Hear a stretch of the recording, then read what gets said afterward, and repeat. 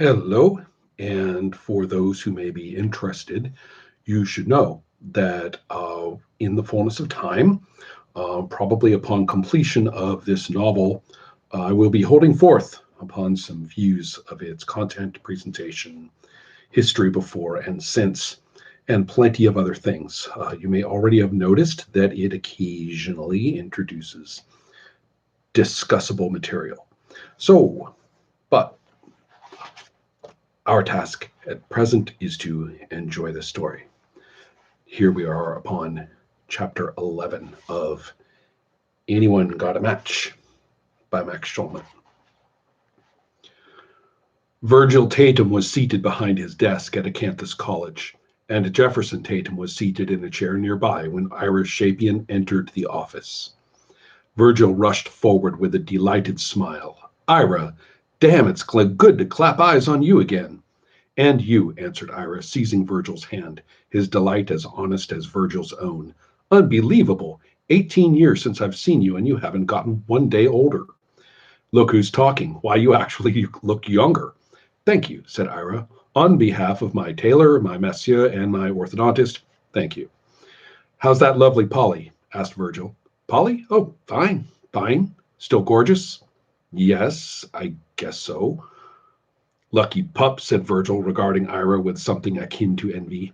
What a piece of work that Polly is. Pal, I hope you know what a rare woman you married. Beauty, brains, spirits, guts, patience, kindness, everything a man dreams about. Listen, said Ira, this could be your chance.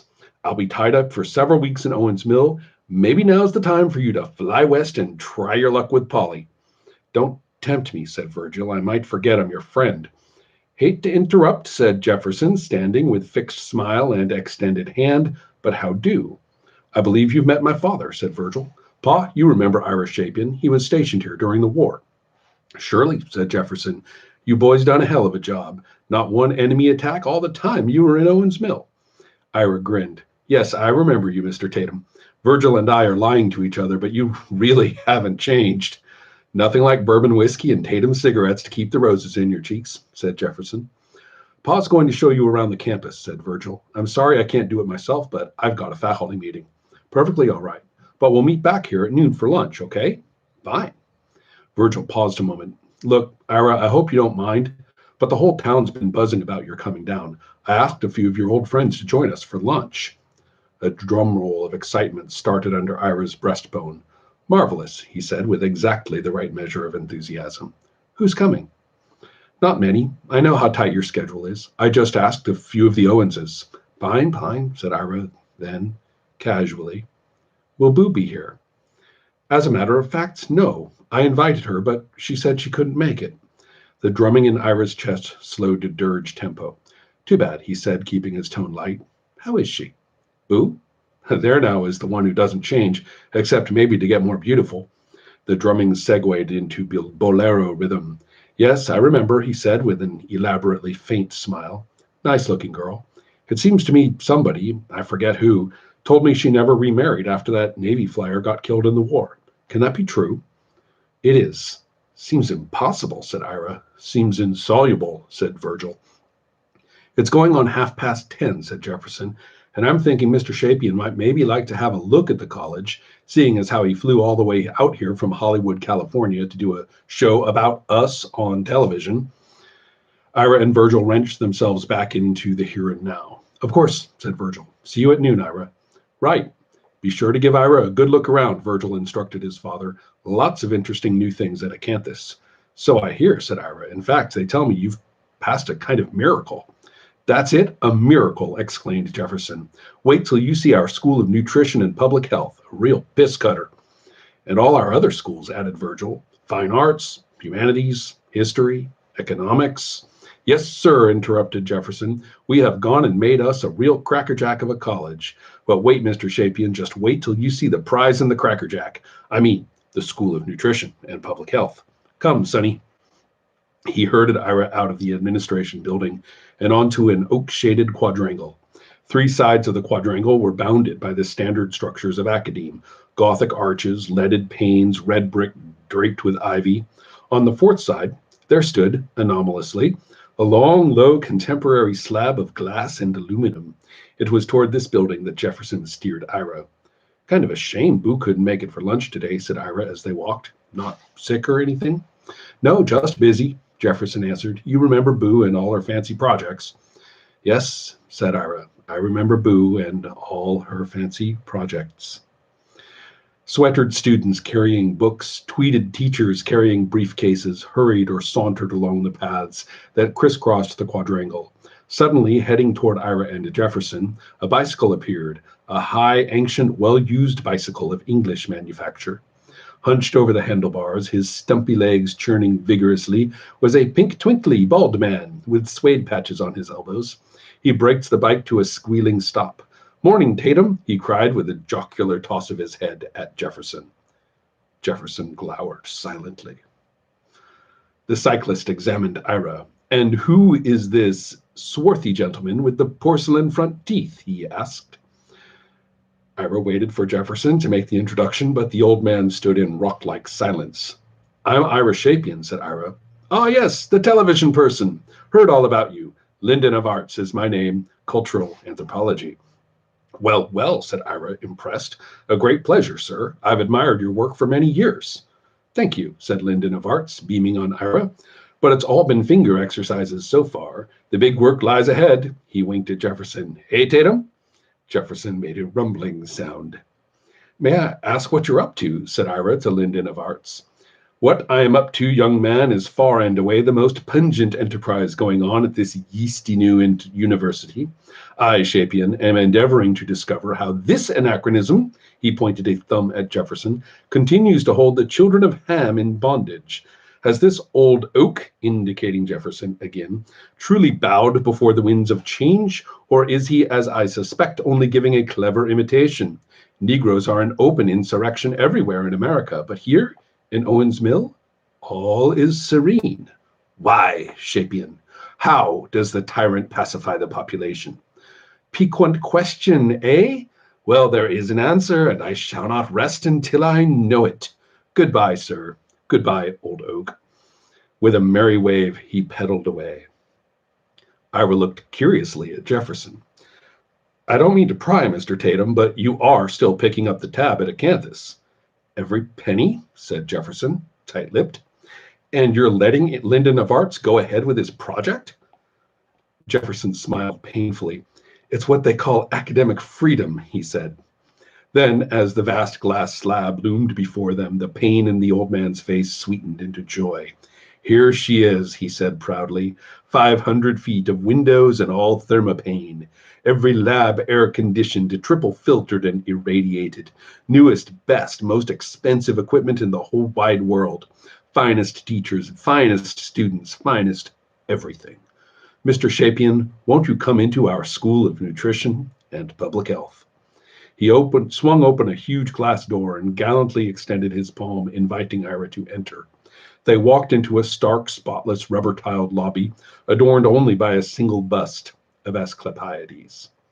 To your right, said Jefferson, indicating a door marked Office of the Director. He knocked, and they entered. Dr. Clara Selenko, seated at her desk in a white smock, raised her handsome head. Good morning, Tatum, she said. Good morning, good morning, good morning, chirped Jefferson. Dr. Selenko, I'd like to make you acquainted with Mr. Ira Shapian, the famous television producer from Hollywood, California. Mr. Shapian, this here is Dr. Clara Selenko, MD, Johns Hopkins, PhD, Harvard. Dr. Selenko exchanged greetings with Ira and turns to Jefferson. Well, Tatum, where shall we start? Right here, answered Jefferson. Tell Mr. Shapian what that is. He pointed to a work table beside Dr. Selenko's desk. There, held in a clamp, was a 2-foot length of painted board. The paint was scaled, chipped, blistered, and in some spots was flaked away completely. That is an ordinary piece of siding, she said to Ira, which was painted with a good grade of commercial enamel and allowed to dry thoroughly. For the last month, I have been coating the board each morning with a 2% solution of polyoxyethylene monostearate. You can see what has happened to the paint. I can see, said Ira, but what is polyoxyethylene monostearate? It's an additive, specifically an emulsifier that is used very widely in the manufacture of cake mixes, candies, dill pickles, vitamin capsules, peanut butter, sweet rolls, donuts, cakes, pies, and any number of pastries. You hear that, Mr. Shapian? Cried Jefferson. Did you hear that? The whole goddamn country is filling its belly with paint remover. Ira's eyes widened in astonishment. You mean to say the Food and Drug Administration allows this? FDA, sneered Jefferson. Why, it's a blot, man. It's a blot and a shame and a disgrace and a puke. Come on, doctor. Show Mr. Shapian some of the stuff FDA allows. Follow me, please, said Dr. Salenko, and led them to a lab where row on row of wire cages contained colonies of white mice. Students and technicians moved among the cages, some making observations, some writing notes, some giving injections, some refilling food troughs. Dr. Salenko stopped in front of a cage where a group of mice lay puny and listless, their tiny rib cages projecting gauntly. Good God, exclaimed Ira. What's the matter with them? Cancer of the bladder, replied the doctor. We've been feeding them beta-naphthalene, which is a dye commonly used to color butter and oleomargarine. And, added Jefferson, certified by FDA. Cancer peddlers, that's all they are. Plain cancer peddlers.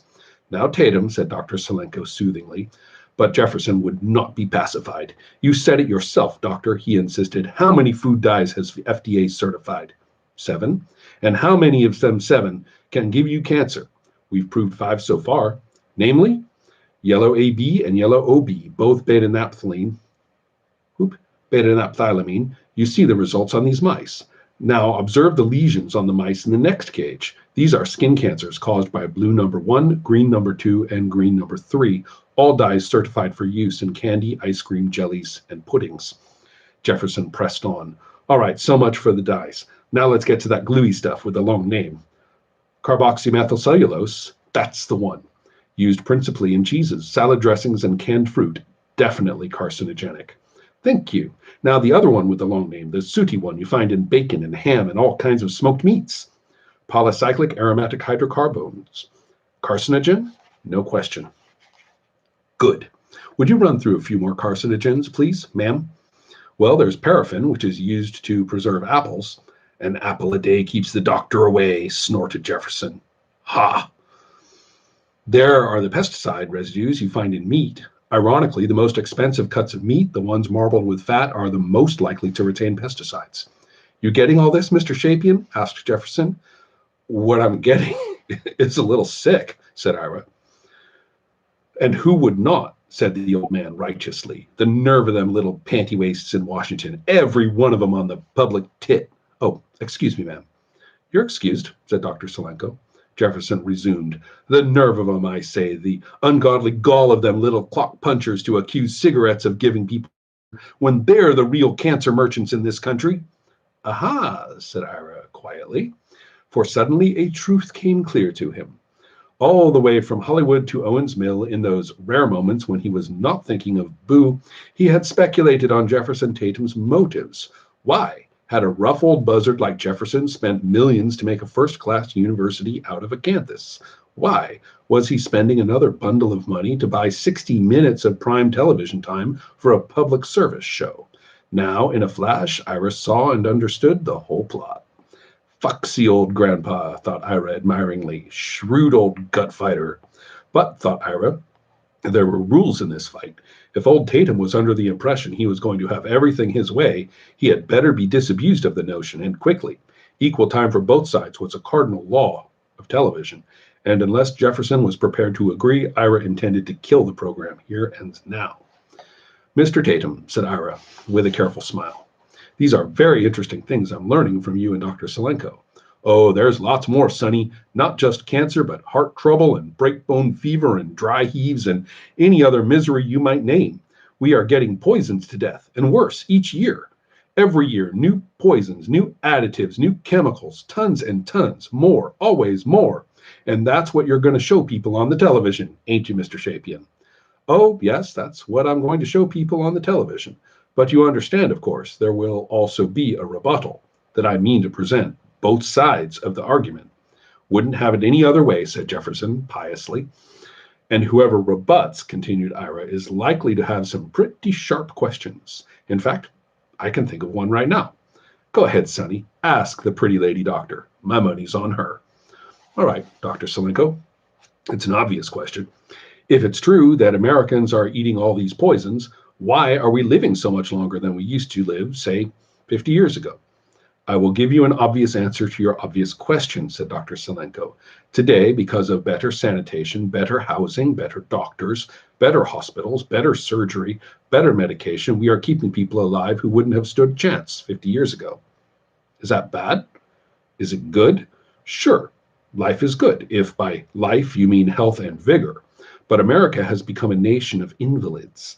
Let me cite figures. Nearly 1/2 our population, and I include babies, are suffering from some sort of chronic disease.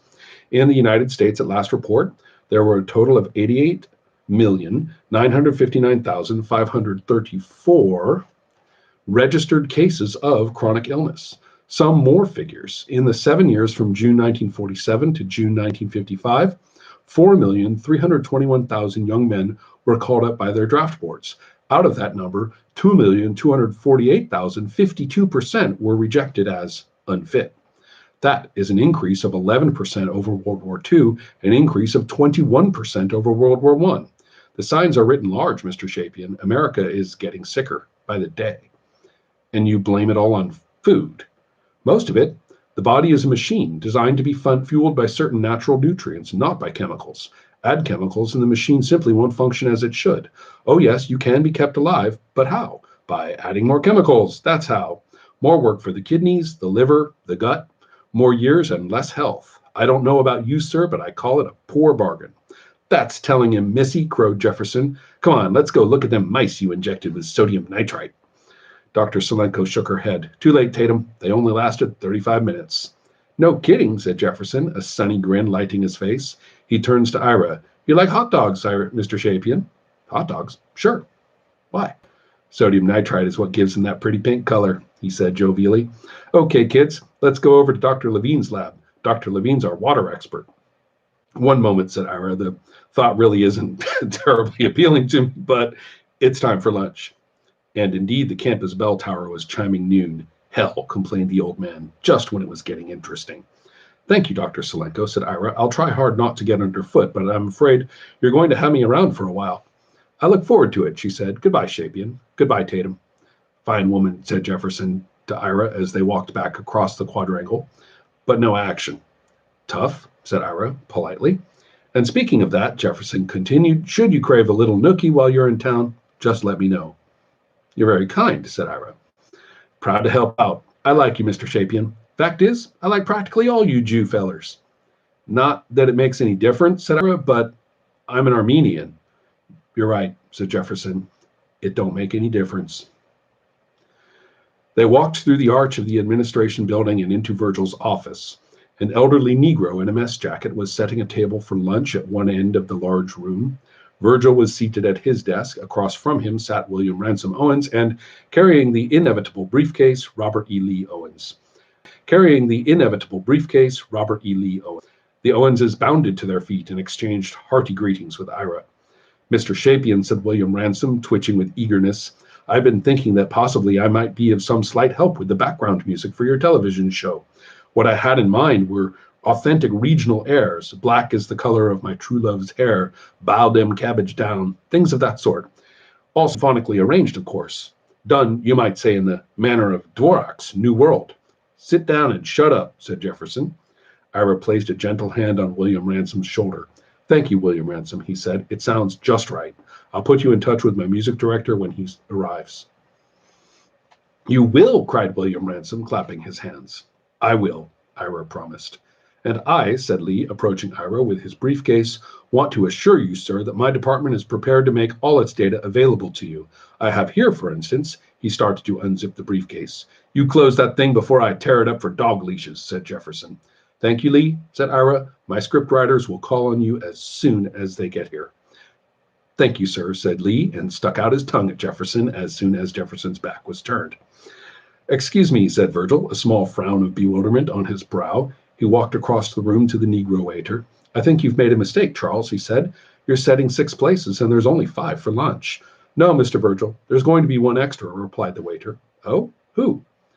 I hope you don't mind, said Boo, entering the office. I found out I could make it after all, so I phoned Charles. Delighted, said Virgil. Boo, you remember Ira Shapian, of course.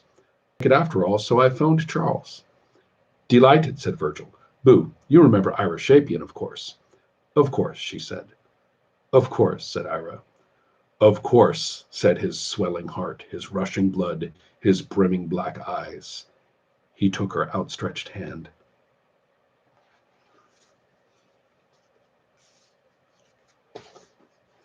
And we shall continue with chapter 12 next time.